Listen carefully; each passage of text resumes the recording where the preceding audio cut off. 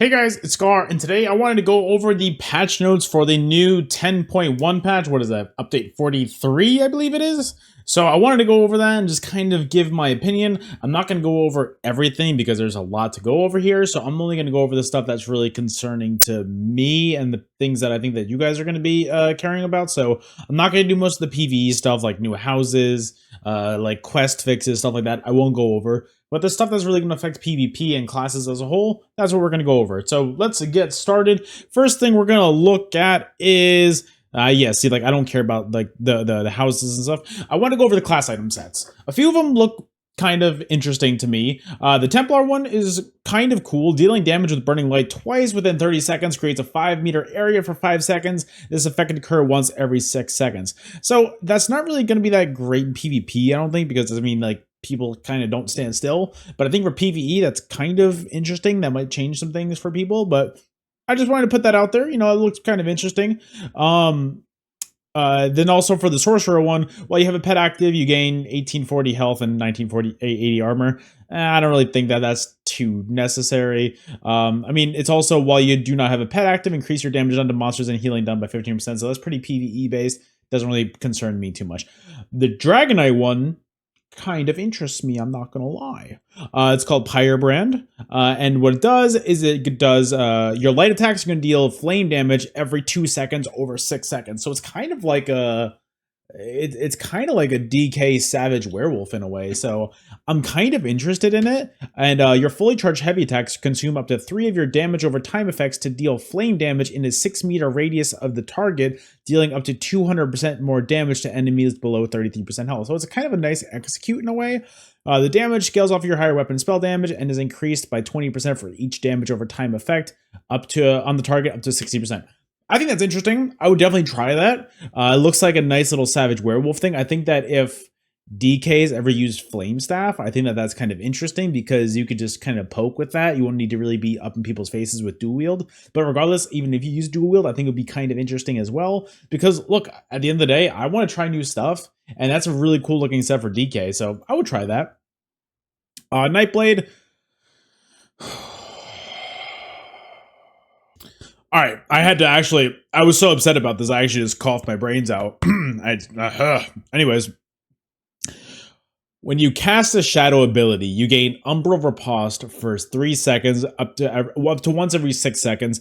Umbra Riposte causes you to dodge the next attack made against you and automatically curses the attacking enemy, applying major vulnerability for 5 seconds, increasing their damage taken by 10%. That is wild that Nightblade has access to major vulnerability, because hitting 15k incaps with 20k bows wasn't enough. Let's get some major vulnerability in there to add to some more of the damage. I am incredibly scared with how that's going to be for PvP, and oh god, I'm just going to let it be. Anyways, the Warden one, it looked all right. I mean, I'm not really going to go over the rest of them because the rest of them didn't really look too interesting to me.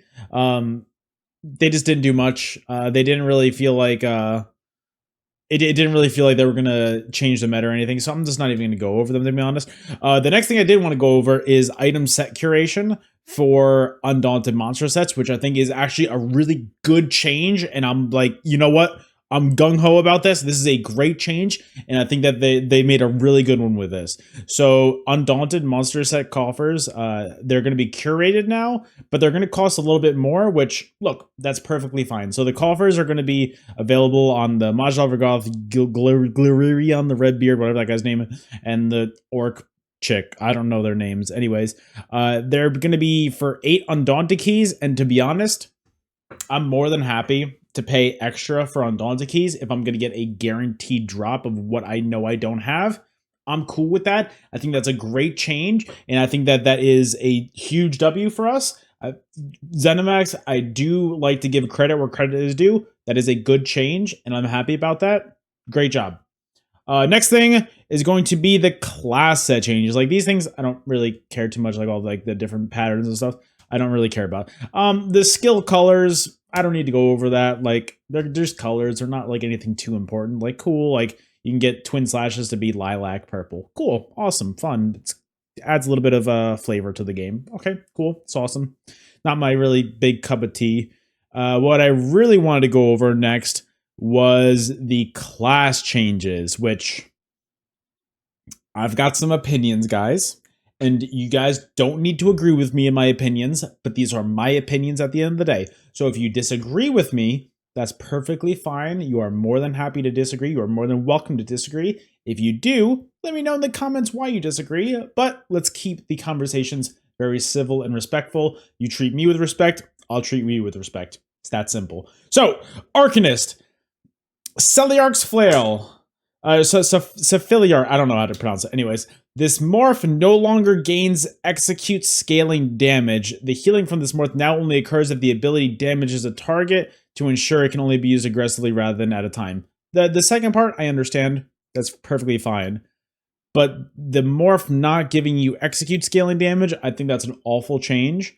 And I don't like that in the slightest. I think that's awful. As somebody who plays every single class, Celiarch's Flail was the best form of damage on Arcanist for PvP.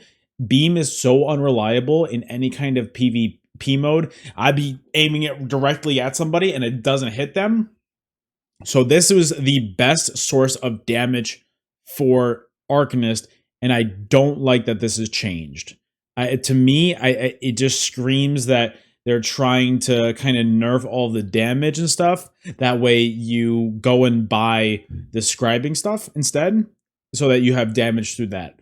To me, I think that this is a terrible change because Cephiliarch's Flail, I'm just going to call it Flail. That's how I also gained Cruxes as well on my build. So I can't really switch to the other morph, the Tentacular Dread. This morph now increases the damage done by 33% per Crux consumed up to 20%. So cool, it's a damage buff, but I don't like to use my Cruxes like that. Arcanist thrives in PvP by having the Cruxes spent on something like Rune Ward. So to me, and plus, what are you going to build Cruxes on? Like, your armor is just going to passively get it over time? You were able to really get it quickly with Cephiliarch's Flail. So, like, to me, I just think that that's a very short-sighted goal, and they're nerfing that because it's overperforming in PvE because they nerfed beam damage. So they nerf beam damage, so then they have to nerf Flail. It's like, it doesn't feel like there's balance. It feels like it's if something's overperforming, they just gut it instead of changing in a balanced way, and I don't think that that's a good change personally. Necromancer. There's some things in Necromancer that I think are really cool. There's a huge change to Necromancer this patch, and I'm cool with a lot of the ideas of it. Let's start with Gravelord. So Boneyard, this ability and its morphs are now going to apply minor vulnerability to enemies inside the area. And so basically, that's going to do minor vulnerability and major breach now persist on enemies for 4.1 seconds each tick. I think that's a good change. I'm happy with that. That being said, the skill doesn't do damage anymore since it's been nerfed twice over for the most part. They nerfed the damage on that ages ago, and at the same time, they nerfed Harmony and changed Harmony into a useless jewelry trait. So, on one hand, unnerving Boneyard, that's a cool idea for it. On the other hand, it's a useless skill. They didn't buff the damage on it at all, so it's just like, I don't see the point of this ability. Like, cool, awesome. If I'm wrong, let me know, but Sacrificial Bones, this ability in the graveyard, whatever, morph no longer requires you to be in combat or to chasm. Cool, awesome, that's fine. Shocking Siphon, this ability and its morph now also grants you major prophecy and savagery for 20 seconds after casting. I mean, all right. That's the skill that we're going to go with to give us major prophecy and savagery, something that like you need to put on like as a pure PvE ability. I mean, I know that you can use the class set from Infinite Archive to put Shocking Siphon on you, so like that might be good, but nobody in PvP is going to stand in Shocking Siphon if you put it on like an actual like corpse that's sitting still. So it's just like, all right, cool, major prophecy and savagery, all right. Then this is the one. This is the one that pisses me off so much. This is awful. Skeletal Mage. Skeletal Mage. This ability and its morphs now grant you major brutality and sorcery for their active duration. So you're telling me that Necromancer, which is the only class in the game that doesn't have a built-in source of major brutality and sorcery, you're going to tell me that the way that you achieve this is through Skeletal Mage, a skill that is more useless in PvE or PvP than any other skill in the game. That is an awful skill that nobody uses. That's basically there for roleplay so that people can be like, oh, look, I'm a little skeleton friend. I hate that change. Why was that not put on Mender? Why was that not even put on the armor even? Why was that put on Skeletal Mage? Put it on Blast Bones, for Christ's sakes, where every single person uses that ability on Necromancer. Skeletal Mage? No. There's no reason for that. There's zero reason for major brutality and sorcery to be on Skeletal Mage. When I think you guys can tell how angry I am about that. I'm moving on. My blood's boiling. I don't like that. Summoner's Armor. This morph now also lasts 30 seconds up from 20. And also Bone Armor. This ability and morphs now grant minor resolve for their duration.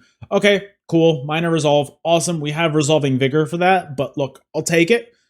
That in any case, if your Resolving Vigor does go down, cool. I get it. That's a good change. I felt like you could have put like maybe made my minor protection on there, like how Warden does it, to kind of keep it different. But look, beggars can't be choosy. I think that that's an all right change. I can't complain about that. I think it's, to me, I see that, I'm like, okay, fine. That being said, Summoner's Armor having that morph increased to 30 seconds, great change. I'm really happy about that. I think that everybody can agree that that is a very solid and great way to go. Necromancer has always felt like it's just buff simulator with all the buffs being very short. So I'm really happy with Summoner's Armor. Great change. 10 out of 10. Awesome.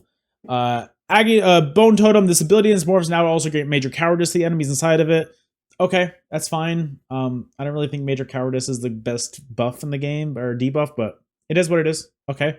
The synergy granted for this morph, Pure Agony, no longer applies minor vulnerability now that Boneyard brought. Okay, that's fine. Ghostly Embrace. This morph now also deals damage equal to the half the normal effect. I mean, cool. I don't really use Grave Grasp too often. If you guys do use Grave Grasp, is that good? I've never used that skill before, so is it good? I don't know. Anyways. Spirit Mender, Intensive Mender. This morph also now heals 2 additional allies within 8 meters of the original target, since the morph did not direct a power to the base ability. All right, that's fine. I mean, I still think it's an incredibly short duration, so I would never use this morph. Look, I'll just have my friends heal themselves at that point. But, all right, look, it's a change. It's a buff of some kind. I'll take anything I can get with that point. So Necromancer, overall, I like the ideas of what they did. I think the execution left a lot to be desired. The armor going up to 30 seconds, awesome change. But just some of the other stuff, like Boneyard, like increase the damage on that maybe. Skeletal mate. No, we're moving on. I can't go back. Nightblade. They just shifted a few skills around to like different skill lines. All right, that's fine. No worries. The one thing that I'm just kind of wondering about is Shadow Barrier. This passive now grants its major resolve for 6 to 12 seconds rather than 3 to 6 seconds, and it now increased by 2 seconds per heavy armor worn at either rank rather than extending the duration by 25% per piece worn. I'm sorry, but where's class identity anymore? To me, this screams that they don't PvP, and that people that play, that do these balance changes, it shows that they don't PvP. Because Nightblade, the way it's designed, the way it was originally designed, the way it's kind of meant to be played in a way, like I don't want me to be like that person, but it's like supposed to be like a shadow, like high risk, high reward, because you're squishy, but you're supposed to do damage. So when it gets damage buffs, I understand that. I'm not happy with it because I feel like the damage on it is already high enough as it is, but I understand it. This doesn't make sense to me. Why are you going to double the major resolve duration on it. I mean, don't get me wrong, you can just always just rebuff and you can just get your major resolve back up. But that being said, why do we need to make it super tanky like that? That's kind of the idea of Nightblade, is it's supposed to be this squishy but high damage class. Now you're just like, well, we can make it tanky and we can make it do damage. I don't know if that's really the move right there. Final health, this morph now heals up to 3 targets rather than 2. So, okay, cool. Give it more healing too. Sorcerer, Daedric Curse. This ability and its morphs now deal their full damage in an area around the cursed enemy rather than dealing full damage to the cursed enemy and half the damage to the area around them. Okay, I mean, that's fine. I guess I understand it. I've heard mixed things about this, so please correct me if I'm wrong. This second part, people have told me that's a typo, but also people have told me it's not a typo. So this damage can now be blocked. Yeah, so this damage cannot be blocked, as is the feature was never messaged. Okay, yes. So, I think this was originally written down as the damage cannot be blocked. So it was kind of like cold fire in a way, where you just, even if you're blocking, you still take the full damage. Okay, so it looks like they changed the wording on it. Initially, that said, if I remember correctly, this damage cannot be blocked. So I read that the first time and I lost my mind. I was like, what are they thinking? But all right, I'm cool with that. I'm fine with that. I feel like Sorks, they do not need any kind of buffs, to be honest. They need some changes, in my opinion. Templar, Dawn's Wrath, Radiant Destruction, fix an issue. I mean, the fix an issue part doesn't matter. Solar Flare increases the duration of Sun Spear and Unpowered granted by this ability, and the Dark Flare more from 10 seconds up to 5. All right, cool. That's fine. This part 2, Warden, Arctic Blast. This morph now instantly deals damage equal to a normal area effect spammable attack, rather than healing you instantly. Instead, the healing happens if no targets are affected by the stun. The damage over time now only starts after 2-second delay rather than instantly. Also reduces the damage over time by 21% per tick. Who cares? Nobody really uses the damage on that anyway. Reduces the base chance to apply the chilled status effect by 10%, down from 15%. Why are we changing and why are we nerfing the morph that's actually based off of your weapon and spell damage, where you actually have to actively build into it? Why are we not changing the morph that is based off of your max health? Max health isn't good for the game. People just have 50k HP hitting like 15k polar wins, but we're gonna change Arctic Blast, the skill that actually requires skill to time up with your other abilities, the one that's based off of your weapon and spell damage, the one that's actually here to combo with your Northern Storm, with your Subterranean Soul. This is the ability that you want to combo with your other abilities, and we're gonna change that one, but we're not gonna change the one that has to do with max health, and where you can just be a tank and just hit polar wind 40 times and not die, and then heal your friends that's sitting right next to you. Anyways, I'm not done with Warden. Piercing Cold, rework this passive to grant varying effects based on your max health to better align with the passive being for tanks, while continuing to offer something for damage dealers. This passive now grants Piercing Cold for 6 seconds when you deal frost damage, up to once every 6 seconds. If you have 30,000 or more max health, Piercing Cold increases the damage you block by 12%. I'm ignoring the first part. If you have less than 30k max health, it grants you 8% damage done. And that's the one with the ice staff, right? So it's like, who has less than 30k health in Cyrodiil anymore? It's not that hard to build over 30k health. I could build over 30k health in my sleep. So what we're doing is we're punishing Wardens for having health on a class where you're supposed to build into health, because your only heal now is going to be based off of your max health. So now we're just like, to better align with being tank. This is literally for tanks. They don't want people to do damage in PvP. So we're just going to take away the morph that's going to be based off of your weapon and spell damage. We're going to keep the morph basically that's scaled off of your max health. But on top of that, the scale that's going to be off your max health is going to be right here. Just be like, oh, well, now you're just going to be able to block more. I'm sorry, but it just doesn't make sense. It just doesn't make sense. You just changed the way Wardens and Ice Staff work. What is it, like a year ago? And now you're already changing this? It doesn't make sense. It does not make sense. It just shows that they just... Anyways, I'm really happy with this. These are all fixed an issue. The next thing is Undeath for the vampire passives. This passive now reduces damage up to 10%, down from 30%. I agree that Undeath needed to change. A 30% damage mitigation to when you're lower health is a lot, and it's excessive, and it makes people very tanky, and I understand that, and I believe it needed a change. That being said, changing it to 10% rather than nothing at all, I'm changing it to 10%, down from 30, it's basically them saying, all right, well, we just don't want people to use this anymore, so goodbye. 10% is nothing. And so in order to have that 10%, now you're just going to take more flame damage, which is like, it's useless. So I just don't see myself being a vamp anymore. Remove the stage 3 or higher requirement of the passive now that the bonuses are far less potent. All right, that's fine. I mean, you're just going to have more sustain now. But to me, I just don't think it's worth it. I think that 10% is kind of useless. Like, that's not really anything that's going to be effective at all. So to me, I just kind of find that to be...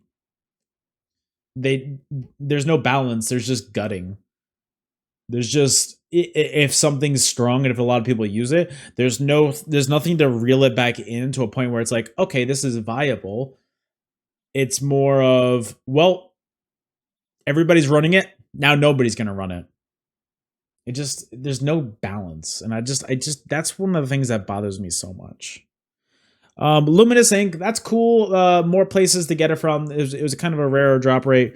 So now they're kind of making it so that there's more. I know there's a lot of stuff to do with the grimoires and all of the scribing abilities.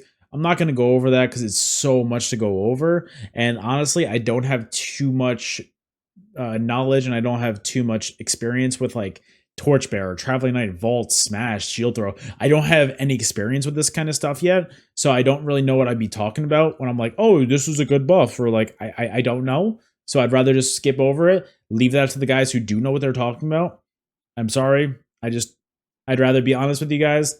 I don't really know too much about it anyway. But anyways, the next thing I wanted to go over was, I believe that they added scribing altars to PvP. I don't know where this is. It might have been up there. I don't know where it is. But another thing that I added was they added scribing altars to PvP to Cyrodiil, which is cool. That's awesome. That's good for us. I mean, that's just a quick way to be able to get your skills and kind of like remorph them. So that's cool. That's good. I'm fine with that. No complaints from me about that. It's just a cool little quality of life change. Then there was one more change that I wanted to show you guys before we called it a day on this one. Right here, Alliance War and PvP. I'm very happy about this one. The no CP campaign Ravenwatch and no CP Imperial Cities now allows item proc sets. I'm really cool with that. And Volendrung too. That's fine.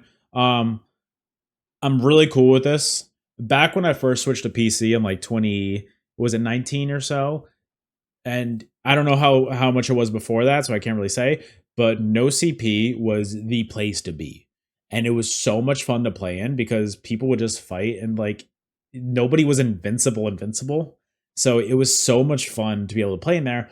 But then proc sets were taken out and all the sets were limited. And with people knowing how to play the game more, and these sets that aren't going to have insane amounts of damage, the stalemates happen more often. So no CP just became a ghost town overnight when they took out the proc sets and nobody played in there. So now that it's back, I'm cool with that. But my concern for this is that the culture of PvP has changed significantly in the last few years. to the point where people are running a lot more tanky. People just are running from fights a lot more. I know it's not just me. I know a lot of people it happens to. And a lot of people are just kind of ego driven and they just don't want to die in this game. And no CP is going to allow you to die a lot more often. So I would love to play in there, but I'm just scared that the community has evolved to a point, and I should use the word devolve, honestly, to the point where everybody's a tank and Ravenwatch is going to make people a lot more squishy. And I don't think people are going to like that anymore. I think that culture is to PvP and Raven and no CP is far past us at this point, and I'm really scared because I love no CP. That was always my favorite place to play, but I just don't know if it's worth it anymore. I not worth it. I don't know if it's just. I think it might be too little, too late at this point. I think it was a ghost town for too long, and people have gotten used to Grey Host, and people have gotten used to just playing their tanks, playing their healers. I'm scared. I'm scared. I like the idea. It's just how is the community going to respond to that one? But that's really it. I wrote down everything that I wanted to go over, and that's basically it. If I missed anything else, please let me know in the comments. Those are all the main things that really stuck out to me, and those are all the things that I really wanted to go over with you guys and kind of give my opinion on. But that was overall it's interesting. I really hope that the skeletal mage thing has changed. I really do, because that's just put it on blast bones, man. Just put it on that. It's not a big deal. Everybody uses that skill, both in PvP and PvE. Just put it on there instead. But guys, let me know if you guys agree with me, disagree. Let me know what your favorite part of the patch notes are. Let me know what your least favorite part of the patch notes are. There's a lot of things to go over in this, so let me know in the comments below. I always like talking to you guys in that. Thank you guys so much for watching. I appreciate you guys being here. If you did enjoy the video, do not forget to like the video, subscribe to the channel. You guys know the drill at this point. Thank you guys so much for watching, and I will see you guys on the next video. Later.